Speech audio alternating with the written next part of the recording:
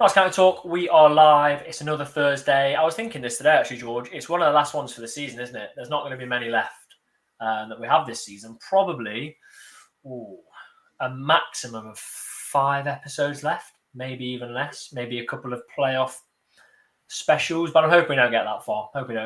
This is the Pavis Perspective, episode 159.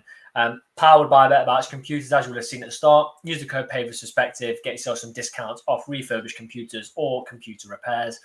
Plenty will be joining us tonight. We have smashed our target for this season of 5-star reviews on Spotify, so please keep them coming. If you are listening on Spotify, put those reviews in. We massively appreciate it. It helps us get up the chart. It's not that we're anywhere near the charts, but you know what? We could be one day. And let's see who we've got with us. So Ian, Nick, Nigel Cameron, who is a channel member. Appreciate that. Milkman, Royston, John Parnham joining us again. Mitch, Gaz says, sat in the car at Red Hill Academy. Lads footy training under 16 Arnold Town. That's dedication, guys. Dedication.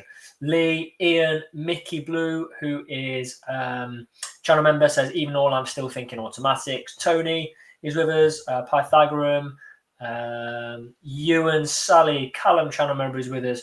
So thank you all for joining us. And as the weather is absolutely unreal this week, if you are listening back after the show and you've not caught us live, you're having a bit of time out in the sun, then please do drop a like after the show because that helps us out massively. Without further ado, hello, George.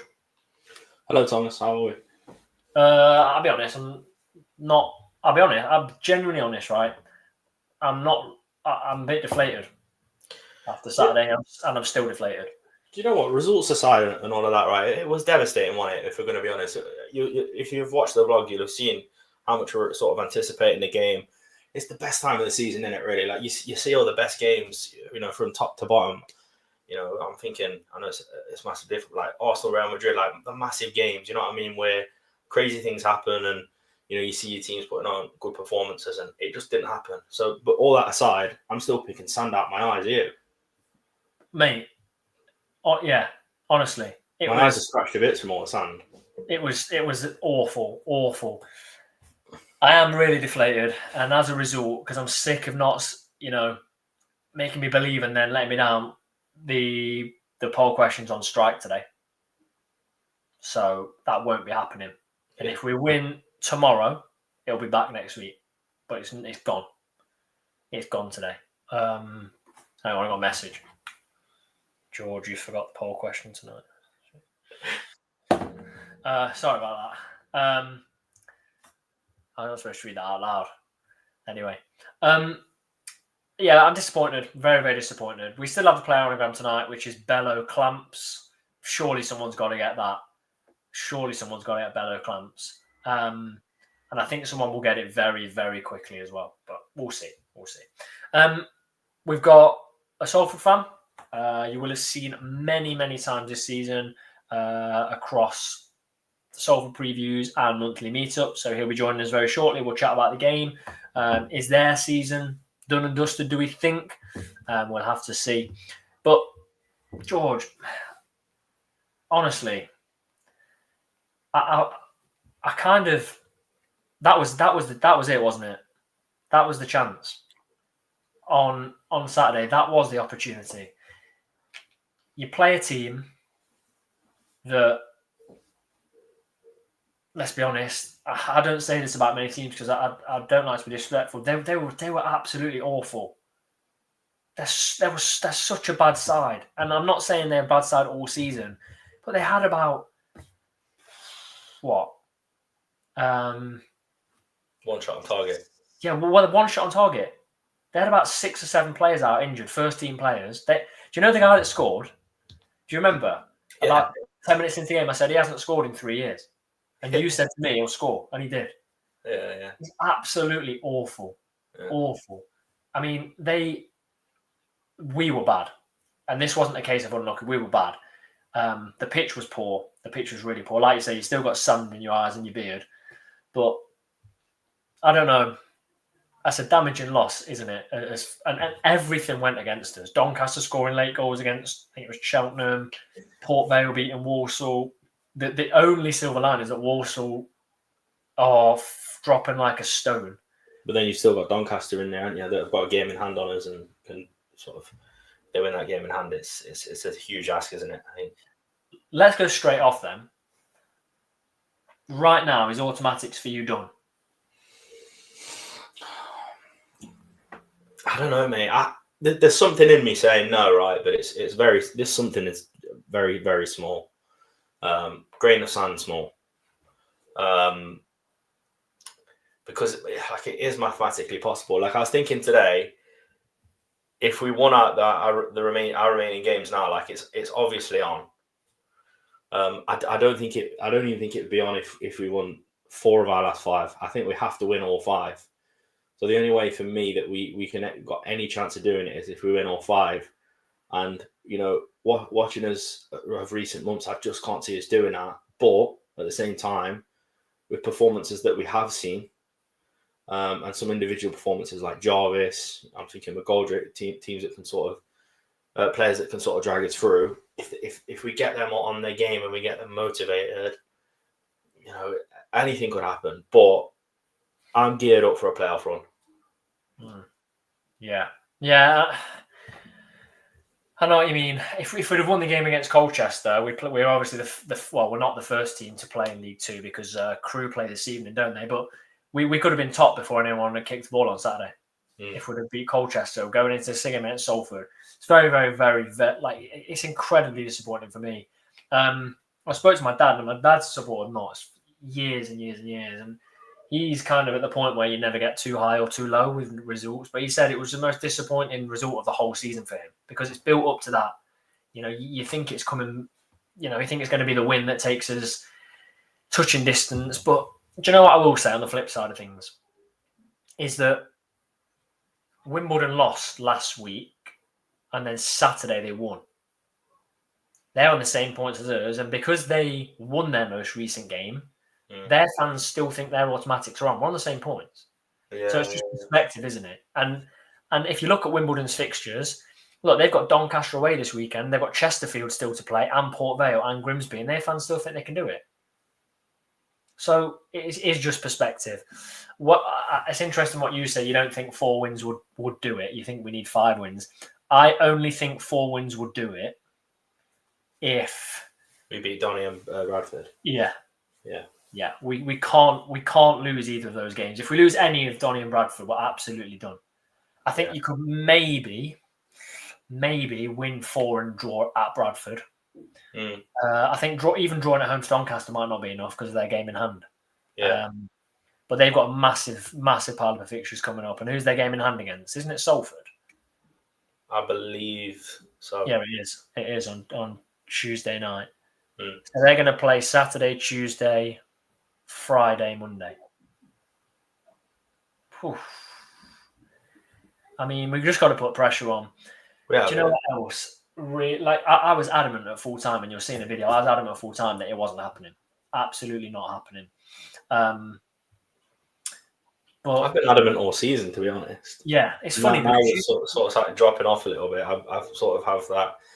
I don't know. It's weird. It's like weird little tiny bit of optimism. I don't know. It's weird. Yeah, it's interesting. And then I looked at Saturday's fixtures, and it's like I'm looking for the smallest bit of hope. Saturday's fixtures, right? Doncaster, Wimbledon. So someone's dropping points again. Swindon at home to Bradford. Not that easy for Bradford to go to Swindon. Port Vale, Bromley. We know Bromley decent. And Walsall at Barrow. None of them are guaranteed wins. The one you'd probably say is most likely to happen is Port Vale beating Bromley. But you're going to have someone that's dropped out. So, yeah, Wayne says, even if we don't make it, most other podcasters have us winning the playoffs. Perspective outside the club is better than our own view. Yeah, I do agree in that. But what I would say about that is that they haven't watched Notts for 90 minutes every game this season. And then you see sometimes like the performances like Tranmere, on the face of it, you see Notts 2, Tranmere 1, I think, or 2-0. On the face of it, it should have been 4-5 goals for Tranmere in that first half. So it's very, very difficult. George, a few things I mentioned. I think my little glint of hope might subconsciously be that Jodie's coming back. Yeah, I agree. We've limped to this position without him. Yeah. He's not going to make the team any worse, is he? He's not. He's not. But I don't see, and a genuine question, I don't see where he fits in. Unless we make a formation change. And not for the fact that I think other players are better than Jody, but right now you don't see where Jody fits in. Not as a wing back. How? What do you mean how? How do you not see where he fits in? He's barely fit. Okay. But so would you not play him over Cerullo? No. What? What if he's fit? Yeah. No, I'd play him somewhere else because I think you want Cerullo playing as well. I honestly, I don't know, mate. Gaz said he comes in for Cerullo. I don't think easily comes in for Cerullo. Not for me. Not right now. Not until I think Cerullo's great. Yeah, I do as well, but Jody Jones is a different level. What? So I agree. So if you're going away to Bradford, you're willing to have Jody Jones on one side and Jarvis on the other.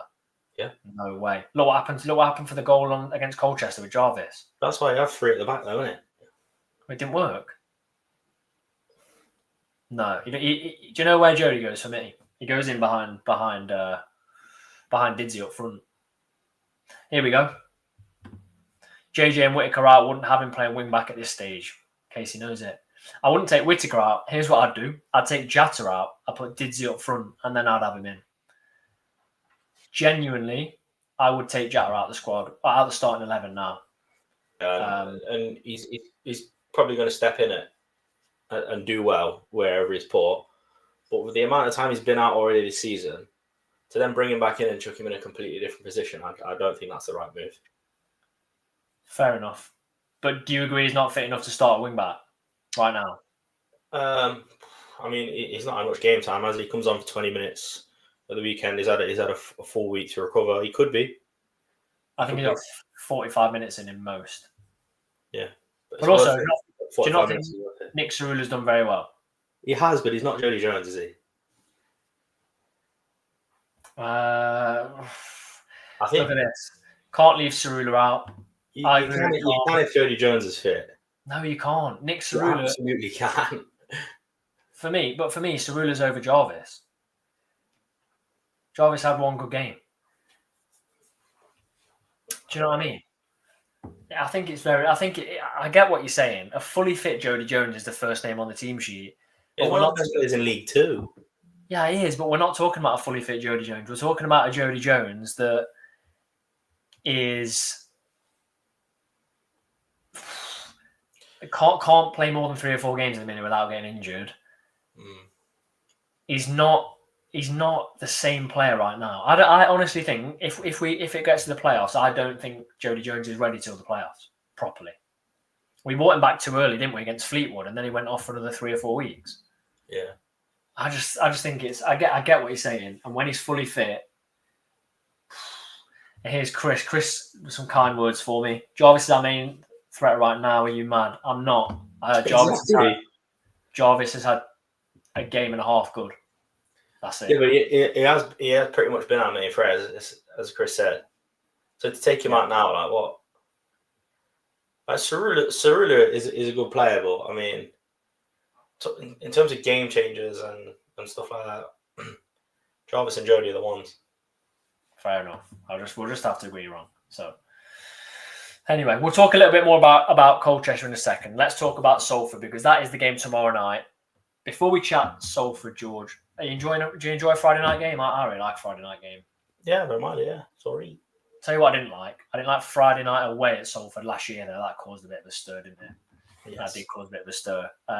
But I don't mind a Friday night game, actually. If you win, sets you up for the weekend. If you lose, ruins your weekend. Chris says I've lost the dressing room, dropping players in form. I'm not dropping players in form, Chris. I'm keeping Nick Cerullo on the starting lineup. Drop Jatta for Jody. That's what I'm saying. Right, let's talk Salford because I'm getting rinsed here in the chat. Oh, how are we doing, mate? Thank you for joining us. Appreciate it. How you do? Glad to be back. We last spoke on the monthly meetup, and I said to you, "Oh, Salford getting playoffs." You were adamant they weren't. I said, "No, go on, they might do." You were dead right, weren't you? They're not getting playoffs. I'm always negative, so yeah, I tend to be right more than I'm wrong by being negative. So yeah. Looking at it, you could realistically finish anywhere from 15th to maybe 8th or 9th. How would that I know it's a big jump, but how would that as a season feel? Disappointing, about where you should be? Well, I don't know if you ever feel this about your own club at times, that you can have mini seasons within a season, like streaks of just where you think, actually, we are this team. If you look at our form from December to January, albeit a short period, eight clean sheets in 9, then we get murdered by City 8-0, and then things change drastically. So, and we've been on a bit of a downward spiral ever since, kind of middle of the road. So I genuinely, and it's April the 10th today, I don't know who we are. I've watched every minute of every single game. I write a fanzine about us every month. I do a podcast about us every single game. I don't know who we are. I think I know what we're trying to be, and I'm excited about possibly next season. But I think we've tried to move our style probably quicker to, I don't know, an attacking style, quite an athletic, counter-attacking type play. And I can, when you see flashes, it's coming, but it's just not there yet. I think next season you might start to see something more consistent from us. But at the minute, we are middle of the road. If we look back at a fixture that was a nightmare for us earlier in the season, you absolutely battered us at your place.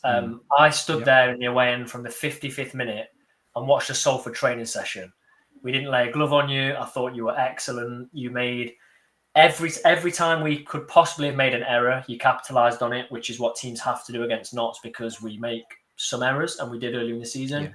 It gave us a massive kick up the arse, didn't it, George? Because we went and won the following 6 games, and people were saying at that point at the end of the Salford game, get Stuart Maynard out.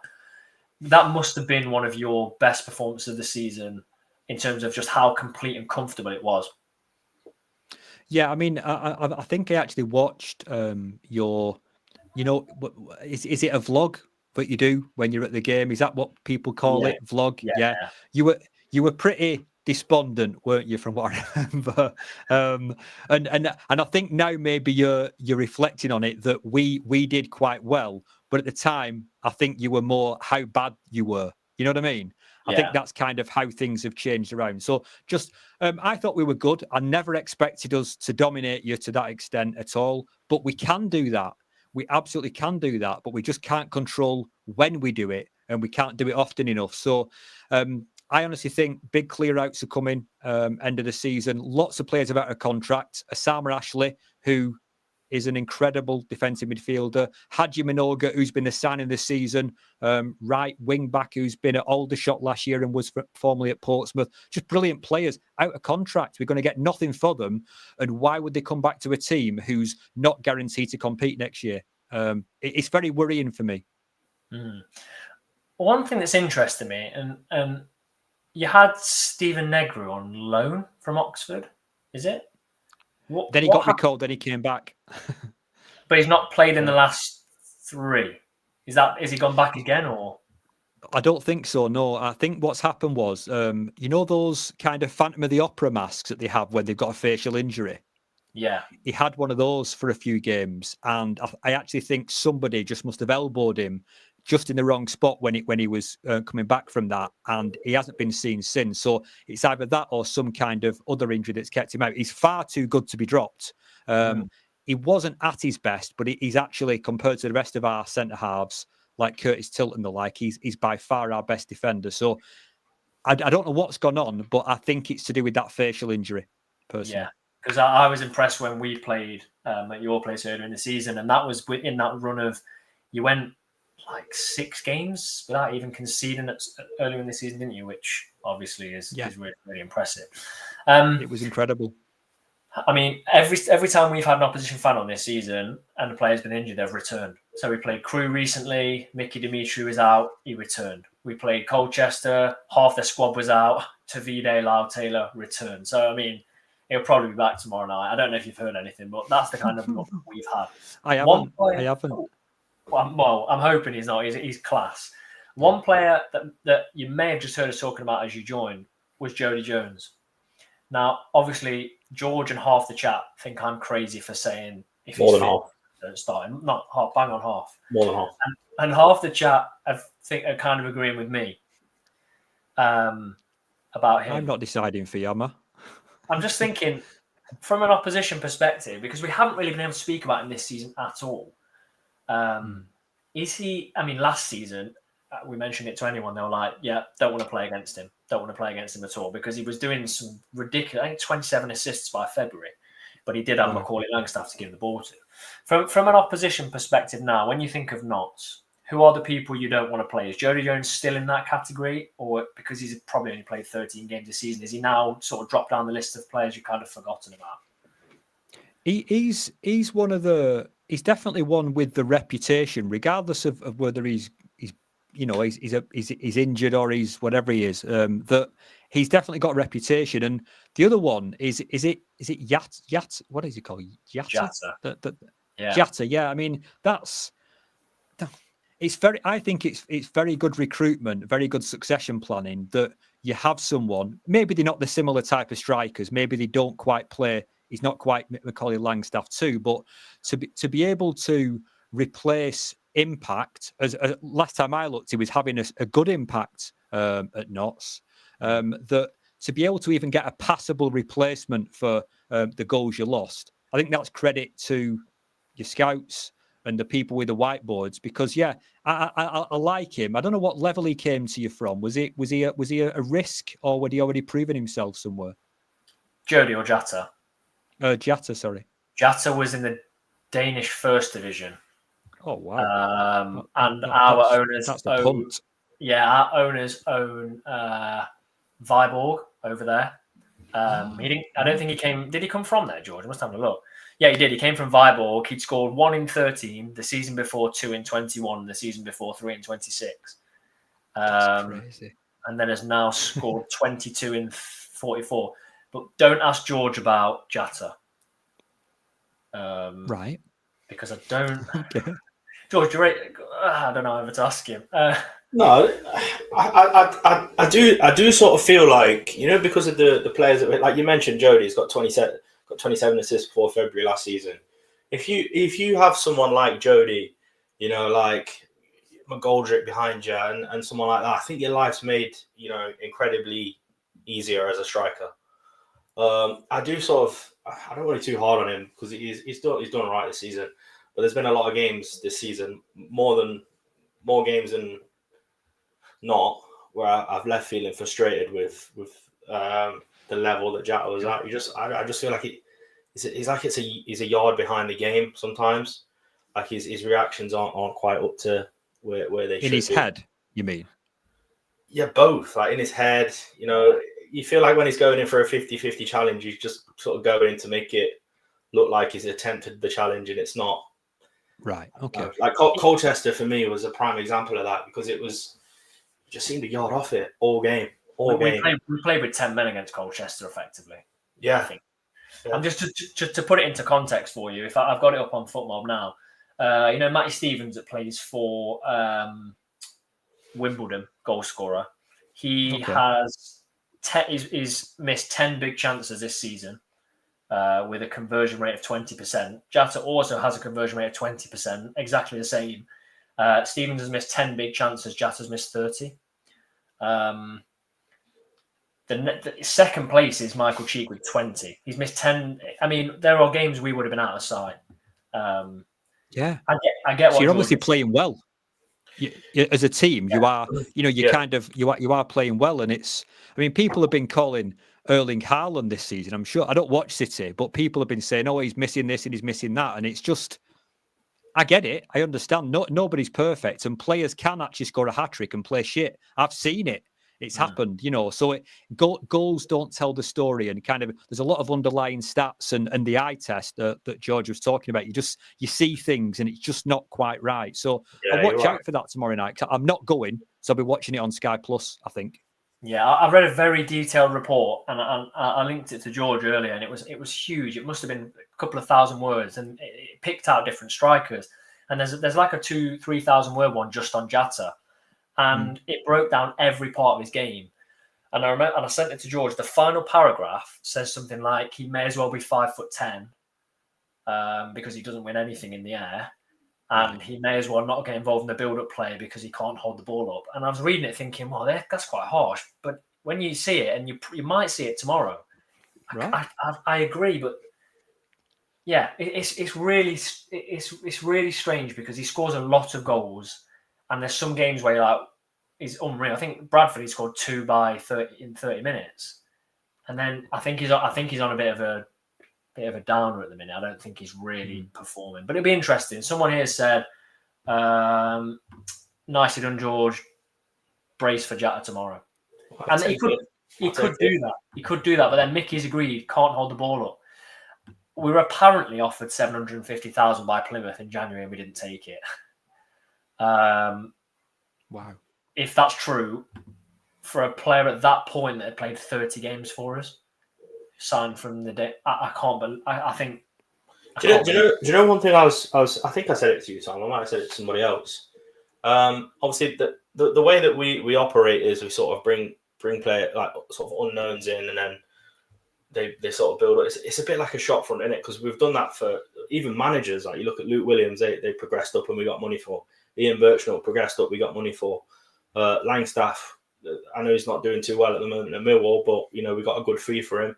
Put him in the shop front, and he's progressed and gone on. Ruben as well. I know we didn't get a fee for him, but obviously he goes on to play for Oxford, and he's now playing in the Championship as well. Jata is obviously in the sort of similar position. There you go. Yeah, there you go. Jata's in a similar position. Like in January, we got a great offer for him, and he is an investment at the end of the day. Who was it where we beat him 3-0, Tom, when he didn't play? It was very weird. MK Dons, wasn't it? MK Dons, that was it, yeah. And I'm not solely blaming Jata. I'm really not, but he didn't play that game and we won 3-0. We just seemed to have our shooting boots on that night. So it does make me wonder, is there an element of we can't drop him because we need him to play so he sort of holds that value? I don't know. Am I being too harsh? I'm not sure, but I don't know. Yeah. So when the Jata Can I just ask just a quick question, because to pose to you now. So you've talked about a striker who does very little else apart from score goals, right? According to the stats. So we had a striker on loan from Blackpool. He's now injured for the rest of the season, so I think he's gone back there doing his rehab. Kylian Kouassi. He did everything perfectly apart from scoring goals. His hold-up play was brilliant, very strong, very fast, great feet, absolute beast. But anytime he got within 10 yards of goal, you could just see that his composure completely went. His I don't know what Jata's warm-up shooting's like, but that tends to be quite reflective of what they're like in the game. Because this Kouassi, despite his great physique and his great build-up play stuff, in warm-up shots, just shank after shank after shank. So it's, as long as you're a defensively decent team, then having someone who just does one thing very well, which is score goals, it can make other fans quite jealous because we've not really had that. Yeah. I mean, the way we play I don't think you can't carry a player the way we play, right. Which is the problem, which is our massive issue. I do think if I know Plymouth are going down, so it's different. But if we were to say now, let's say the transfer window was still open, we would say, we'll say that's 750. I think now you're looking at 300, probably within the space of 3 months. Genuinely, I think 750,000 was also inflated because they were desperate to try and stay in the Championship, and they saw a guy scoring goals. But I do think if we got 300, I'd be like, wow, take it, because 750 is what Macaulay Langstaff went for. He scored ridiculous number. So Yeah. Don't forget the sell-on, though, as well, because we actually, the sell-on percentage, because we sold Brandon Thomas-Asante to West Bromwich Albion for about 400, and we got more than that in the sell-on fee when he went to Coventry after that. So the sell-on fee is, I don't know if anyone's even talked about what that was rumoured to be. Probably didn't get talked about because he never actually moved Yattafella. But yeah, it's not cashing in when the stock is high on a player and you've got actually a recruitment strategy that's actually working. Like Jordan, you're basically the Borussia Dortmund of League Two, aren't you? You're showcasing these players, not all necessarily young, to be honest, but giving them a chance, and then they're catching the eye, and then they're moving on. So it seems like it's quite a sustainable, enviable model. I wish we'd do something like that, but yeah, it's disappointing that you probably don't get to build on those teams because your better players just keep getting plicked off. Although I'm fascinated by the Crowley situation. Like I don't I have a passing interest in these things, but I loved him live when I've seen him in the past, and I don't know what's happened since he's left. Well, we watched him at Meadow Lane last Tuesday, and he's a shell of a player that he was at Notts. Right. I do think at the moment MK Dons have just bought great players and for the level, and they just not working together. But he was great for Notts, really, really good. And then he just wanted more money, I think, plain and simple. And you know what? I said on the reaction video, right, when the day he left, if a player at this level wants more money, I mean, I can't really blame them. They're not Premier League players that have banked millions and millions, but at the same time, you could be going back up to League One with us and have even higher stock, because I think the Crowley that played for Notts genuinely was a top half League One player. The Crowley I saw last Tuesday night at Meadow Lane that shied away every time he got booed and was absolutely run ragged by a 19-year-old George Abbott. He looked like a National League player. So he just blended in, didn't he? Really, he didn't look like the whole side were poor. It was an interesting one. Quickly back to Salford then before I ask you for your score prediction. Do you feel that, do you have any concerns that Salford might just, maybe not now, but in 2 or 3 games' time when there's nothing left to play for, may just sort of take their foot off the gas? I don't. Again, for me, it actually feels at the moment, Cal Robinson doesn't allow anybody to think anything off the gas because he is like gung-ho all the time. But there were a lot of people, not me, but quite a lot of other fans who in our last home game thought we played without desire, which is very, very unusual for any Cal Robinson team. So it might already be happening because I don't think we're mathematically... Maybe we are mathematically out. I don't know. I'm still not looking at the table because I just think whatever happens, happens. I'm not living or dying by it, but we may already be there. As I said, so many of our better players I don't think they're going to come back. So if they've got a move lined up, which they probably have in their agent might have already done, what have they got to prove? And another big rebuilding job in the summer. So yeah, it's difficult. But the one thing I do want to say to you both for tomorrow night, I always tend to kind of just give a weakness of our team. We have one of our recent podcasts, I called it Playing with 9 Men, because we have 2 Fleur players, one in left central midfield, Tyrese Forner, who some pundits really like. And we have another who's our left wing back, but he's really kind of a left wide forward, Hakeem Adelakan, who used to be at Doncaster and did really well last season. On the day, very, very good. Not on the day, they are 2 players. You're talking about carrying players. They don't contribute defensively at all. And one's a left wing back. That's a real worry. They're both on our left side. So depending how that matches up with where your strengths are, that could be a massive area to exploit in tomorrow's game, because we're going to be playing some kind of 3-1-4-2, I imagine, as we have done most of the season. The only real threat, I think, of pacing behind you will be Kelly and Mai, who's probably our best player, I would say, best homegrown product, who's kind of a winger who's converted to a bit of a support striker. But our left side, you're right, I'd watch out for that tomorrow. There's definitely at some point tomorrow, Jody will play down that right, I would imagine, Jody Jones. Wow. Yeah, start him though. George desperate to start him. I think we've rushed him back against Fleetwood and he got injured, and I think I would rather wrap him in cotton wool a bit for a potential playoff campaign. I'd give him 1-2 more games just to maximum 45 minutes. But we'll see. You never know. We've also got Will Jarvis, who plays on the left, who has been good for a couple of games, but I need to see a bit more from him. Defensively, not. I mean, cost us the goal against Colchester, and some would say it was a foul. Not for me. I know, George, you didn't think it was a foul on him either, did you? Needs to be a bit strong. But it'll be an interesting game. I'm going to say, and I may have said it to you earlier, is watch out for George Abbott in our midfield, 19 years old. I said he ran Dan Crowley ragged. On loan from Spurs, I wouldn't be surprised to see him loaned to a Championship next year. That's a jump. Fair play. Yeah. He's very, very good. Final thing then before I let you go is score prediction for the game. Obviously, it's massive for us. We desperately need a win, but we don't perform at home. Bar the MK Dons result recently, we're just not at it. So, what are your thoughts?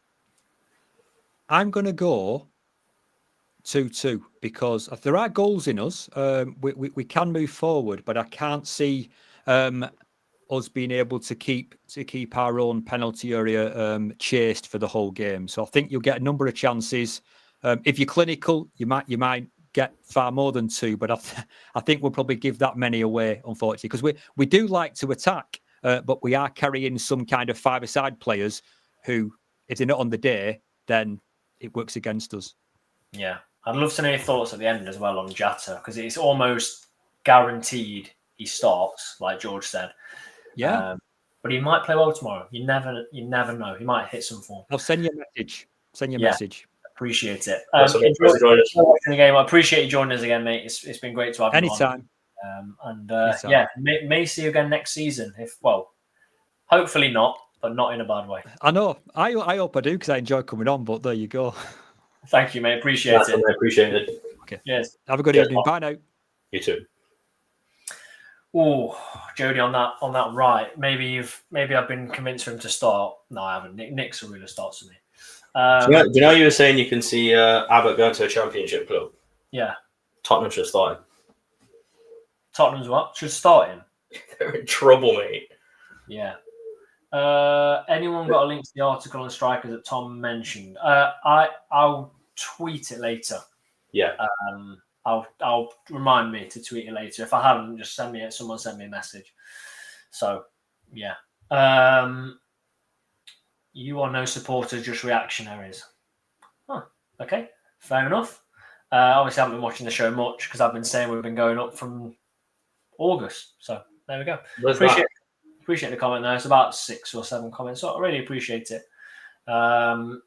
George is a reactionary. I fully agree. George is reactionary. See it.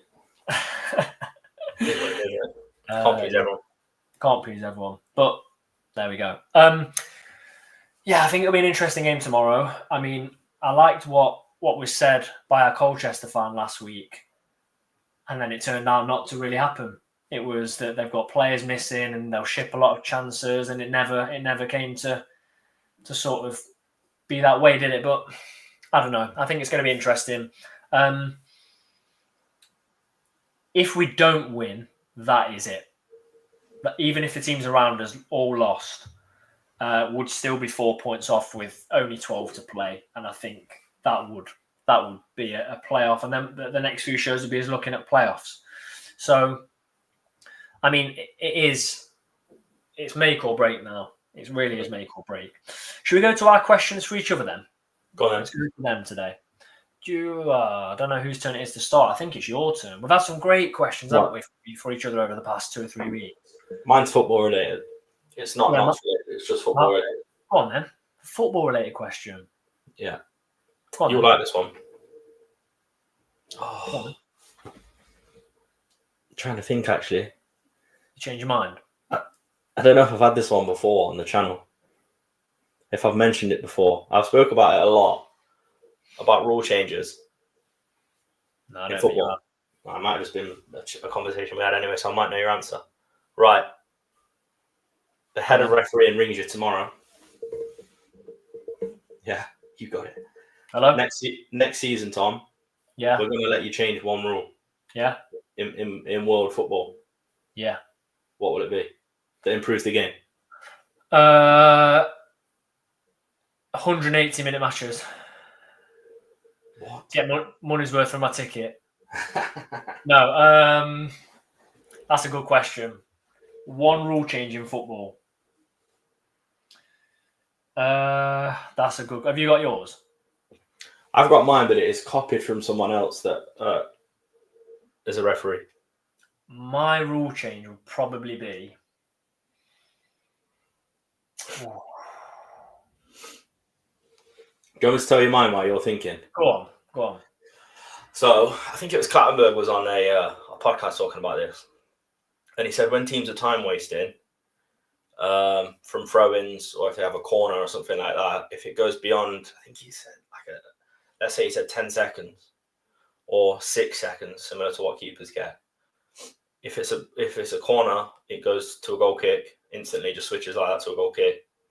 And if it's a throw-in, if they take longer than 6 seconds, the throw-in gets given the other way. So it'll eradicate time wasting. Yeah. I thought that was unreal. Great. David says time wasting, the decision is reversed as it goes to the other team. Steven says stop tactical injury break somehow. Here's what I'd probably do. I'll probably do this. I'd say when the ball's out of play, the clock stops. Yeah, that's a good one. Because we left Colchester. That second half felt like I'd been cheated out of 30 minutes of football. I know. Yeah, I'd probably say that for me. I'd probably say the clock stops. I know it happens in things like basketball and things like that, and it feels a bit American, but I would, because you get 90 minutes of football, and I know they had time on the end, but it's never the same, is it? Well, if you can actually Google how long the ball is in play for on average in a game of football, it's like 55 minutes. Yeah, that's crazy. Yeah, oh yeah, it is. It is. My question to you then is, let's go. I'll make it Notts County related. Get rid of offside. Oh, that'd be insane. Who's your Notts County? And I want this not in the players that have given you the best time supporting Notts. Who's your Notts County Mount Rushmore? It's a good question. Good question. And I've got two people on there instantly that just came into my mind, and it's yours. It's not someone else's. So for you, it's not going to be, players I've actually seen. Yeah, Les Bright. It's not going to be him, but he will be on other people's. So who's on yours? Lee Hughes. Okay, one. The guy was magic, wasn't he? Got three more. He had us all dancing. Notts fans haven't danced collectively since. No, you're right. I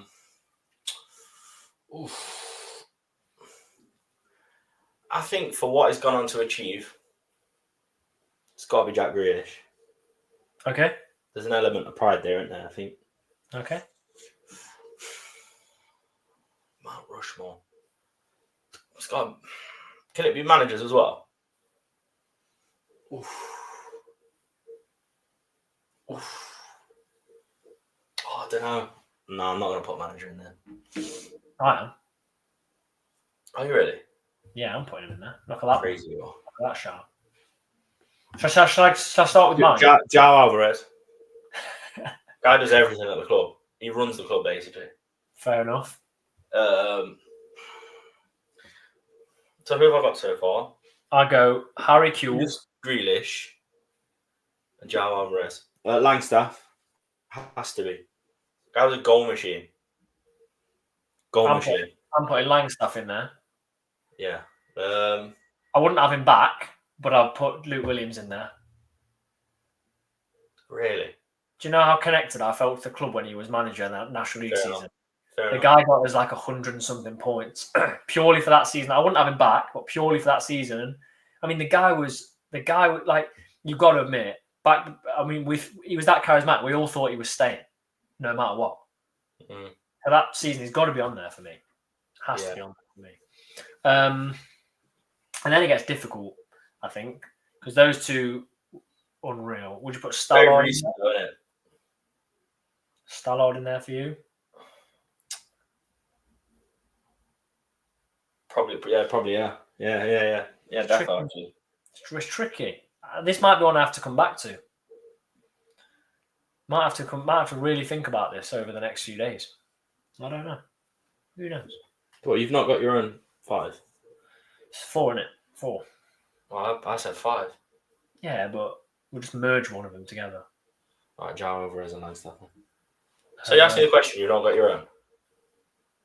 Why are you getting aggressive like that for? Because I can't believe you've come here just unprepared like this. You spoiled the show. You have. You're right. You have. I'm gonna say Archie Man. No, you just read the comments. No, this is a really, really good shout. Is Colin Slater, because Colin Slater, for me, growing up, Dad put the radio on the way to football. You just heard him it's like the voice of Notts County. So really good shout. That's a great shout. I probably would put Langstaff, Williams, Colin Slater in there. I don't know. It's hard to put it to 4, but I've got the voice of Notts County. I've got the manager that gave us the most unreal season with record-breaking points. And then you've got the striker that scored 42 goals in one season, broke the record. Every time he got the ball, you were like, he's going to score. No, Mike Edwards is definitely up there, actually. He's up there. I was thinking that. Up there. Yeah, I was thinking that. It's a tough one. It's a really, really tough one. Tough. Maybe my 4th one will come to me. Do you know what is up there for me, but doesn't quite make it? Is Ben Davies. Because every time he stood over a free kick, I was like, he's scoring. Goal there. Yeah. He's not quite there for me, but I thought he was great. That was absolutely unreal. Yeah, Warnock. People are saying Warnock. Some great shots there. Obviously not for my time, man. Yeah, not for us, but I mean, some really interesting ones. Draper, Grealish, Michael Johnson. I've seen Dean Yates. Yeah, interesting. Tom and George, when did you start going down to Notts? 21 years ago. 2002 or 2003 for me. Can't remember. Yeah, I can't remember. I'm trying to. I know. When I was 7. So yeah, 21 years ago. Yeah, fair enough. It was rough then. It was like, I think we were lucky if we got 3,000. In attendance. Yeah. I'm trying to find. Still good times though. Yeah, fair enough, mate. Yeah, that's when we were struggling every season as well. Yeah. Well. Did you see Chris's question a bit earlier on? What was it? Tom George, if you had a dinner party and could invite 5 famous people, dead or alive, who would it be and why? Just too difficult for me right now. Too in depth. Should we do that next week? Yeah, we'll do that. We can think about it. It definitely includes Toby Adebayo though. No, not for me. So for me, yeah. For me. Right, let's go for our lineup then for this game. And I'm going to stick to what I said last week, and I'm not going to include Jata. And it's nothing personally against him. It does feel like we've both kind of, really slated him. But I didn't really want him to start against Colchester. I thought it would have been great to have an impact off the bench, and it didn't do anything really for me. So I would start again without him. So the next question is, who's in goal? I'm changing it. Are you? I'm going to keep it as Slocum. Oh yeah. Yeah, I am. You're going Miller. I'm going Miller. But you know what? If it's Miller, I'm also not fussed. Back 3 stays the same for me. Yeah. Wing backs, Nick Cerula. I'm willing to fight over the wing back. Do it. Nick Cerula and Jarvis. Yeah, I think if we feel Jody's in a position to start Jody and Jarvis, and then if we need to bring him off after 60 minutes, put Cerula on. If I knew Jody was fit to start, Jody would be starting for me. Okay. But not as a wing back. Midfield 2 is Palmer and Abbott. Yeah. You know what? First, he went out of it, but first half I thought Hinchy was decent. Hinchy? All right. I've got Abbott's got to be back. We need him back. Yeah, we need him. Saying that, I don't even know if having Abbott fit would have won us the game against Colchester. I think it was more of an issue attacking. Well, it wouldn't have hurt to have a player that could shoot from distance, though, would it? yeah, well, we had Didsey on. Yeah, but I mean, Abbott can't. Yeah, I know what you mean. I've just made myself look an idiot. And Jarvis. Yeah, but Jarvis cuts in, doesn't he? Abbott can hit them from anywhere. Then it's, for me, it's Whittaker,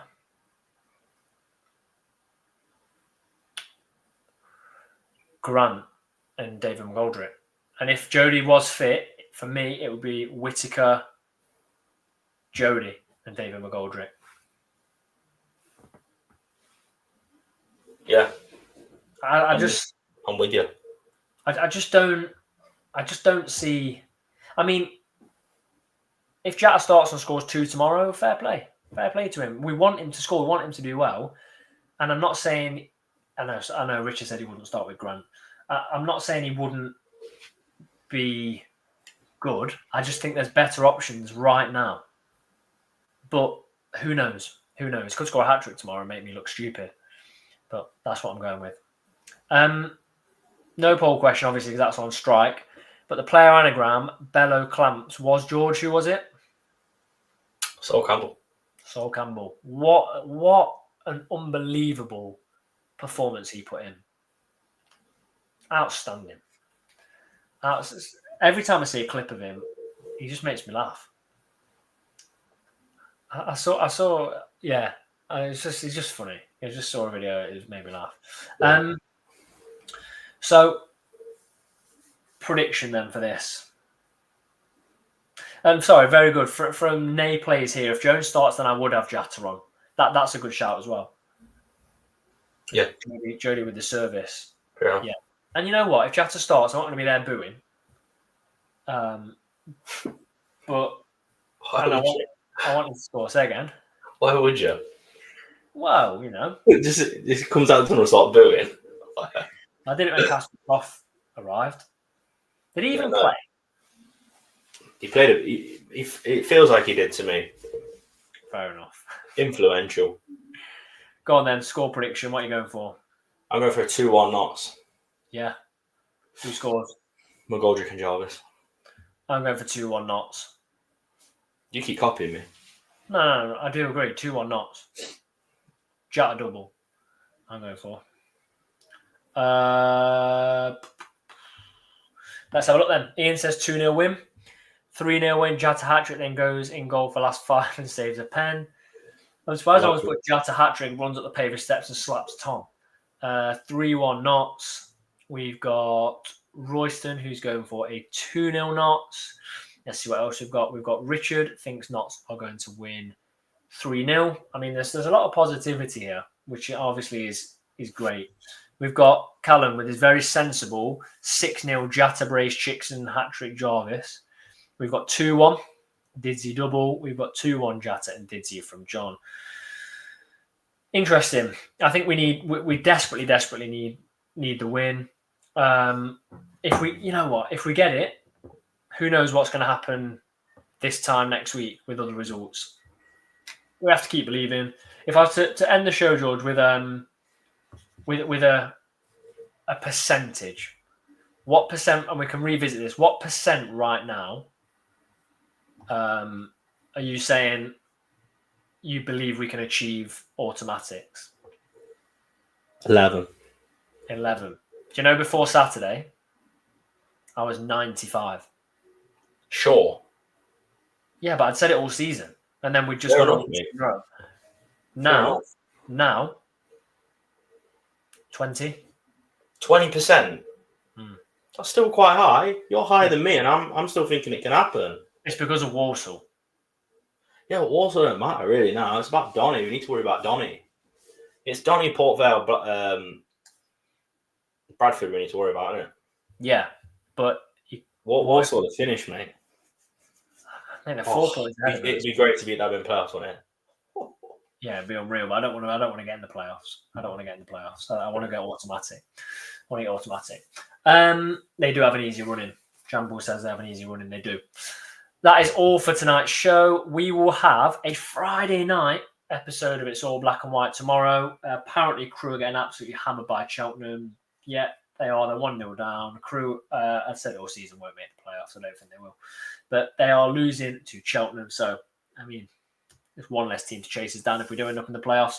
Thank you for everyone that's joined us. Great conversations as well, getting involved with our opposition fan, as people always do.